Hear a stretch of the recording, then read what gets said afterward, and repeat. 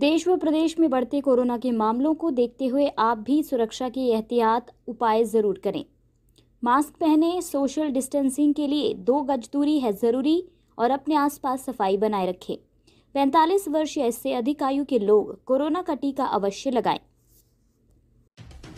नमस्कार, हिमाचल अभी.com से मैं दिव्या। सबसे पहले हिमाचल अभी की ओर से आप सभी देश व प्रदेशवासियों को चैत्र नवरात्र, हिंदू नववर्ष, बैसाखी और गुड़ी पड़वा की हार्दिक बधाई व मंगल कामनाएं। बढ़ते हैं आज के समाचार की ओर। कोरोना की दूसरी लहर के बीच हिमाचल प्रदेश की बोर्ड परीक्षाएं शुरू, सीसीटीवी से रखी जा रही नजर। आज से हिंदू नववर्ष व नवरात्र शुरू, मंदिरों में उमड़ी भीड़। हिमाचल में गोलीबारी, पथराव, तनावपूर्ण माहौल के बीच एक गिरफ्तार। धर्मशाला पर कब्जे के लिए सीएम जयराम ठाकुर धर्मशाला में निगम पार्षदों से मिले। विश्व स्तर पर नए मामलों में वृद्धि के बाद अंतर्राष्ट्रीय उड़ानों पर लगाया बैन। बेकाबू कोरोना ने तोड़े रिकॉर्ड, 24 घंटे में मिले 1.68 लाख नए संक्रमित, 904 की मौत। जिस जज ने सुनाया था बाबरी मस्जिद केस का फैसला, सीएम योगी ने बनाया उप लोकायुक्त। अब समाचार विस्तार से। आपके स्वास्थ्य का प्रहरी श्री बालाजी हॉस्पिटल, कांगड़ा, हिमाचल। कोरोना की दूसरी लहर के बीच हिमाचल प्रदेश में 10वीं और 12वीं की वार्षिक परीक्षाएं आज से शुरू हो गई हैं।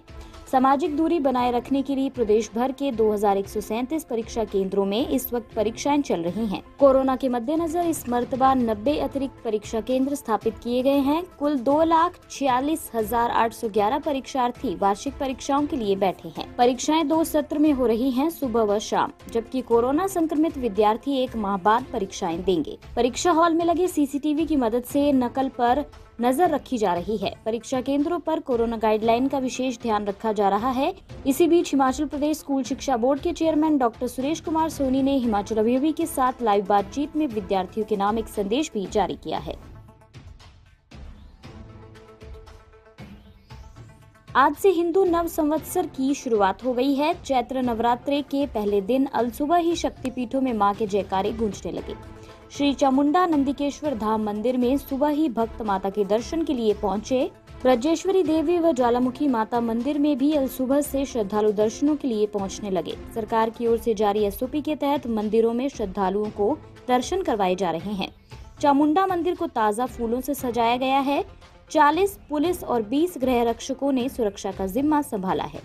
श्री ज्वालामुखी मंदिर में सुबह ही श्रद्धालुओं की दर्शनों के लिए लंबी लाइनें लग गई। ज्वालामुखी में भीड़ बढ़ने के कारण शारीरिक दूरी के नियम सही ढंग से पालन नहीं हो पाए।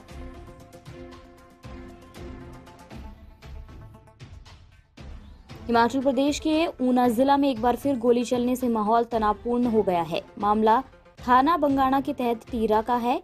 टीरा निवासी वासुदेव ने थाना में शिकायत दर्ज करवाई कि वो अपने घर में था और उसका भतीजा उनके घर के सामने गेहूं की कटाई के बाद उसकी थ्रेशिंग कर रहा था। थ्रेशर मशीन का मुंह उनके घर की तरफ कर दिया। इस कारण तूड़ी व धूल घर में घुसने लगी, जिस पर उनकी पत्नी और बेटी ने ऐतराज जताया। आरोपी के बेटे अजय और इसके परिजनों में इसी बात को लेकर बहस हो गई और बात गाली गलौज तक पहुंच गई। अभी झगड़ा चल ही रहा था कि देवेंद्र मौके पर पहुंच गया और पहले उसने गालियां निकाली और फिर उसने अपने रिवॉल्वर से 2 फायर कर दिए। गोली चलने पर सब उस जगह से भाग गए। देवेंद्र के साथ उसका नौकर भी था जिसने पथराव किया। पुलिस ने मौके पर पहुंचकर आरोपी देवेंद्र के खिलाफ मामला दर्ज कर जांच शुरू कर दी है। अन्य समाचार ब्रेक के बाद।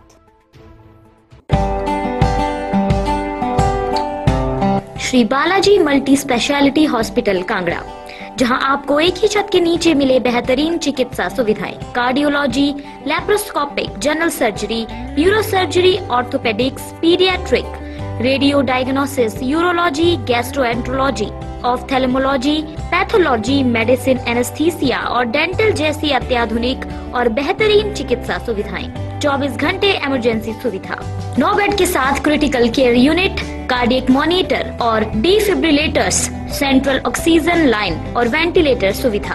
हिमाचल प्रदेश के सबसे बड़े निजी स्वास्थ्य सेवा प्रदाताओं में से एक Shri Balaji multi speciality hospital, Kangra, राष्ट्रीय स्वास्थ्य बीमा योजना के साथ सूचीबद्ध Shri Balaji multi speciality hospital, Kangra. BPL परिवारों के लिए अस्पताल में कैशलेस भर्ती होने के साथ ही ईसीएच की भी सुविधा। हमारा पता Shri Balaji multi speciality hospital, Balaji Vihar, Ujjain, Kangra. संपर्क करें 9218411108 पर। Shri Balaji multi speciality hospital, Kangra.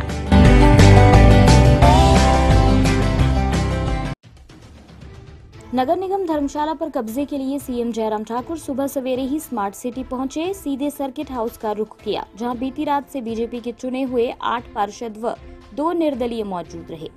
निर्दलीयों में डिम्पल व सर्वचंद गलोटिया शामिल हैं।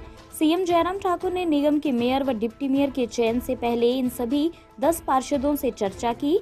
इस दौरान सांसद किशन कपूर, वन मंत्री राकेश पठानिया व विधायक विशाल डेहरिया भी मौजूद रहे। आज ही निगम के चुने हुए पार्षद शपथ लेंगे। उसके बाद कोरम पूरा होने की स्थिति में मेयर व डिप्टी मेयर का चुनाव होगा। दूसरी तरफ बहुमत से कोसों दूर बैठी कांग्रेस भी रणनीति बना रही है।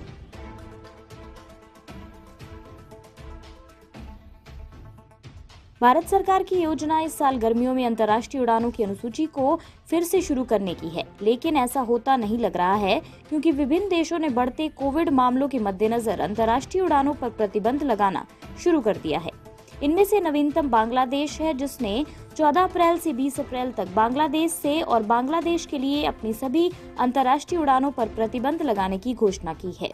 बांग्लादेश के नागरिक उड्डयन प्राधिकरण CAAB के अनुसार सरकार के दिशा निर्देशों के बाद 14 अप्रैल 2021 को 0001 BST से 20 अप्रैल तक 2359 BST तक बांग्लादेश से के लिए सभी अंतर्राष्ट्रीय यात्री उड़ानें निलंबित रहेंगी।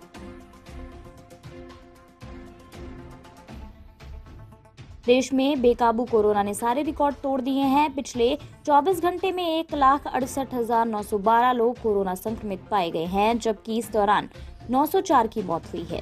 इसके साथ ही इलाज करवा रहे संक्रमितों का आंकड़ा भी 12 लाख पार कर गया है। देश में सबसे ज्यादा केस महाराष्ट्र, दिल्ली, यूपी और मध्य प्रदेश में मिले हैं। महाराष्ट्र में पहली बार ये संख्या 63,000 के पार चली गई है। देश में अब तक करीब 1.37 करोड़ लोग इस महामारी की चपेट में आ चुके हैं। इनमें से 1.22 करोड़ ठीक हो चुके हैं।